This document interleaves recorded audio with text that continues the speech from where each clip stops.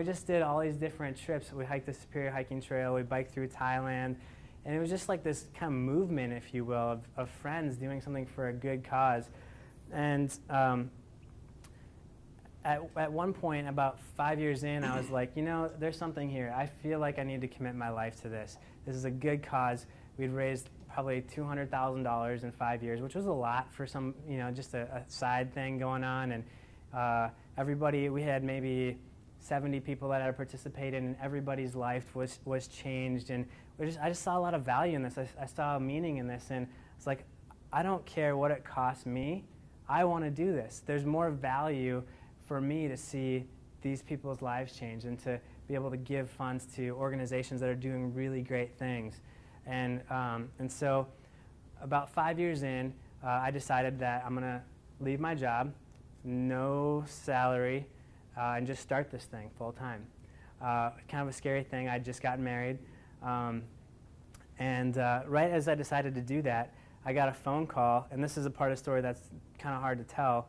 I got a phone call from my mom saying that my dad, who was training to go on a bike tour with us, was biking, and he was hit by a car and killed. And I had obviously that was very hard to deal with, and I didn't know what to do, because I just decided I'm going to leave my job, I'm going to do this thing, and this thing that's done so much good for all these people, and in my life, my friends' lives, now it's caused the death of my father. And you know, my dad was my best friend, and you know, a lot of my inspiration in life I drew from him, and so I didn't know what to do. I had a lot of questions, and it took about a year to process it.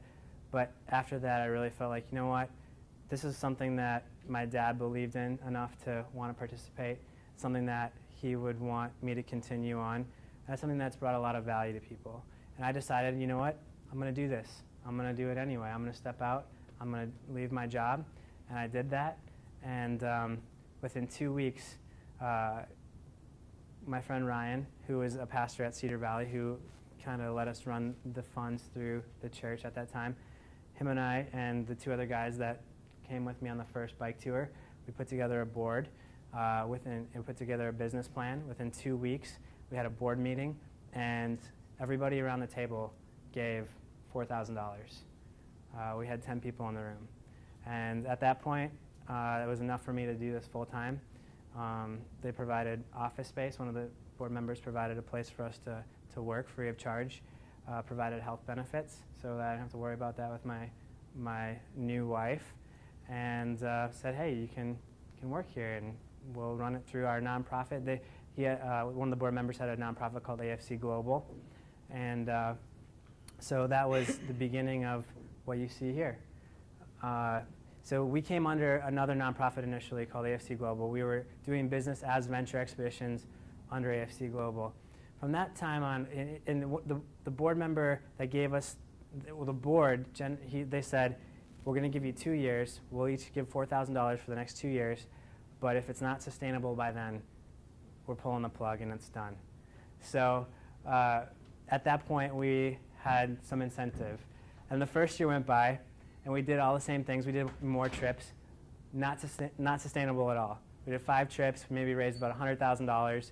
All of it went to other organizations. We didn't keep a penny of it because we were still dealing with, like, how do we do that? You know, how do we raise money for other organizations and justify taking some for ourselves? There's a lot of complications to that, and that's something we talk about in one of our other breakout sessions. Then the second year came by, and we're like, okay, what we did last year was really great. We got to figure out a way to become more sustainable. We're doing something of value for these nonprofits that we're raising money for. Let's try to figure out a way that the nonprofits can help support, invest in what we're doing so that they can have a greater return for their organization, and let's figure out more ways to bring in revenue. And so that year, we partnered with an organization called Bloodwater Mission. We put together this big campaign called the Ride Well Tour, which we still have, and we still do to this day. And we asked them to invest $26,000 into venture so that we can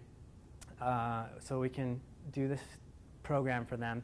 And on top of that, we're going to charge a fee to everyone that participates, and a percentage of that fee the trip cost will go to us as admin, and so we can kind of make up the difference. And at that time, it was just me, really. I mean, we had some volunteers. Jeffrey volunteered. We had a couple people that had been on trips that volunteered, and they agreed to do it. And really, through a series of events, we had, I'd say this was a miracle, but there was a nationally recognized author named Donald Miller that heard about what we were doing, and he always wanted to bike across the U.S., and he really supported Bloodwater Mission, and he's like, you know what, I think I'm going to join your trip. So he joined our trip, which made all the difference in the world. So that summer, we biked from L.A.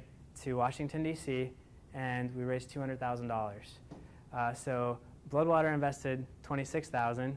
They got $200,000 in return. And so all of a sudden we were like, you know what? There's a sustainable model here, and I think we can figure out how to do this. So we partnered with some more organizations, and we continue to do some stuff for Bloodwater Mission. And with our Bloodwater Mission partnership, in the last 4 years, we raised close to $600,000. So really awesome to see, you know, that kind of thing happening. So the next couple years progressed, and as we started gaining momentum and more interest, we added more trips and more programs, partnered with other organizations. Now we partner with International Justice Mission, World Vision, American Bible Society. If you know anything about these organizations, American Bible Society is the oldest and largest Christian nonprofit in the U.S. IJM has over 400 employees around the world. They crack down on modern-day slavery. World Vision, I don't even know how to begin explaining World Vision, but they're an amazing organization. So you know, we're partnering with these really amazing organizations, and they're contacting us, which is really cool because we're a small nonprofit. So we're putting together these programs, campaigns. So we do the Ride Well tour I was telling you about. We do this thing called the My Sister Tour. It's for She's My Sister, which is an American Bible Society initiative that ministers to women that have been tortured or raped in the Congo. And we do the My Sister Tour, where we did the 5 Weeks for Freedom tour, where we retraced the steps of the Underground Railroad to fight modern-day slavery. So we biked from Mobile to Buffalo, New York. On that trip, we biked around the Cincinnati Reds and Cleveland Indian Stadium during the 7th inning stretch and did PSAs. You know, it's really remarkable to see how far we've come. And we've added 3 full-time staff members since I started. And, you know, on average, we'll raise anywhere from $200,000 to $400,000 a summer. And we started with these long bike trips. We're trying to create more opportunities for people to be involved on more local levels. So last summer we started doing 2-week trips. This year we're going to start offering a program for people to be involved on a local level. We're calling it Venture Local. So people can bike, hike, run in their community and raise funds for some of our projects or partners. And as signing up, we'll send them jerseys and gear and fundraising resources. So it's really cool to see how, you know, we started with these big, crazy adventures that few people can be involved with, and we're trying to make it something that more and more people can be involved with.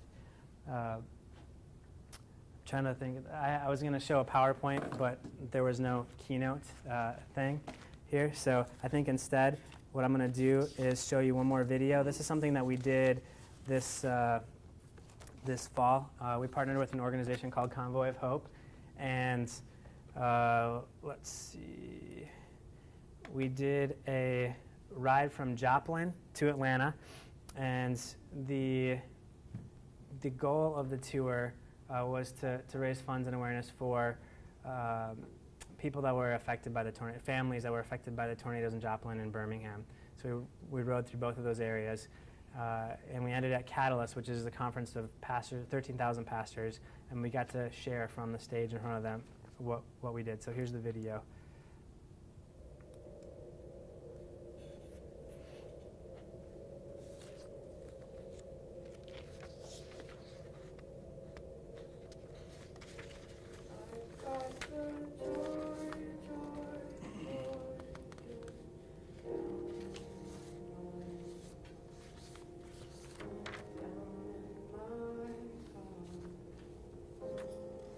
Why did God allow this? God never promised us that there wouldn't be storms in life. What He promised us was to be with us. He's with us in the storms. He's with us when we stand at the graveside of somebody that we love. He is with us. That's His promise.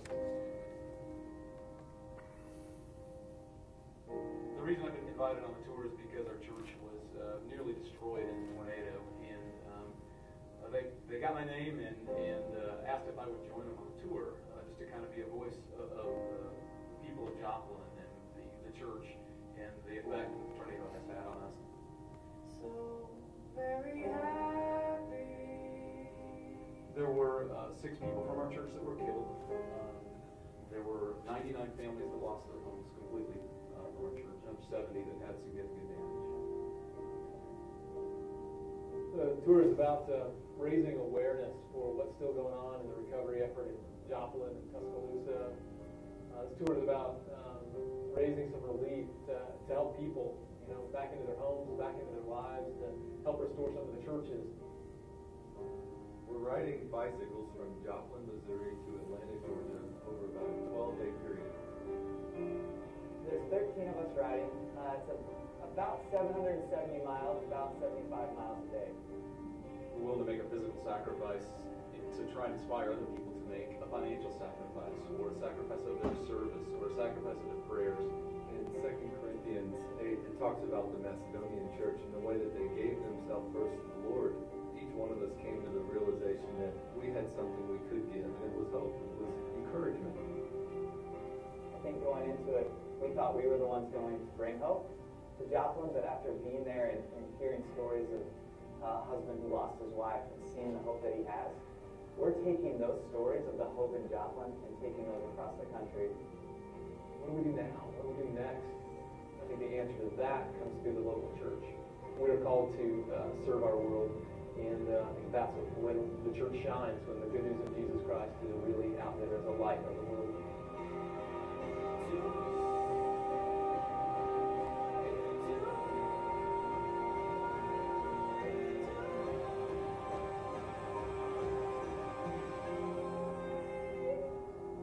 Nicknames was Emmanuel, God with us. God never lets pain go to waste. He's going to redeem it somehow and change that into some powerful joy.